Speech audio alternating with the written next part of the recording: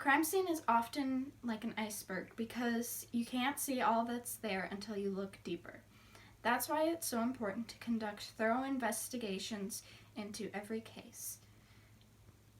In one case, a teenager was charged with the double homicide of his parents.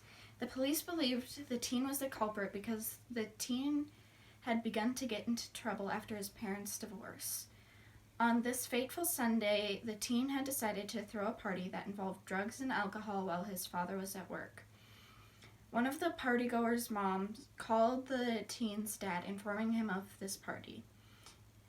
The dad went home and ended up needing to handcuff the son's hands together. He then called the police and his son's mom.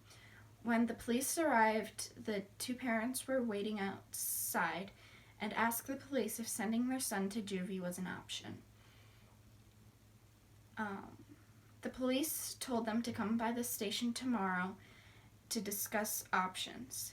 11 minutes after the police left, they got a call from the family's neighbors of reporting gunshots. When police arrived to the house, they found both parents shot. The mother was shot in her hand and side, while the father was shot at an angle in the back of his head.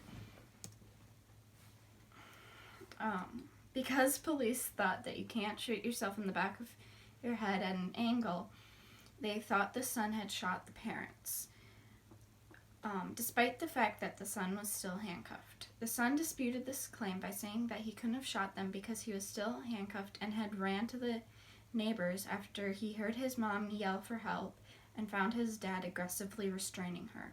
And yet, the superficial evidence of the crime scene led the investigators to conclude that the son was guilty.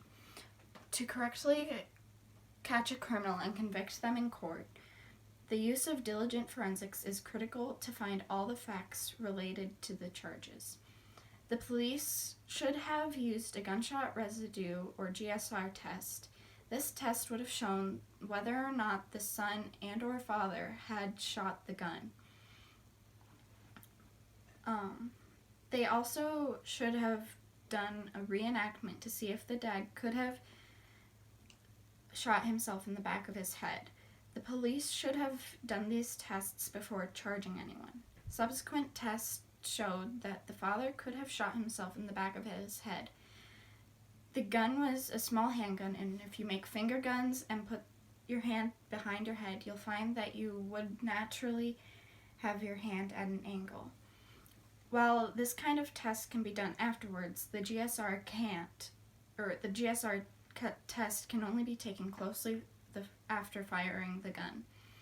This case is still hotly debated due to the lack of forensic evidence. Did an innocent teenager avoid an undeserved life of incarceration, or did a murderer walk free?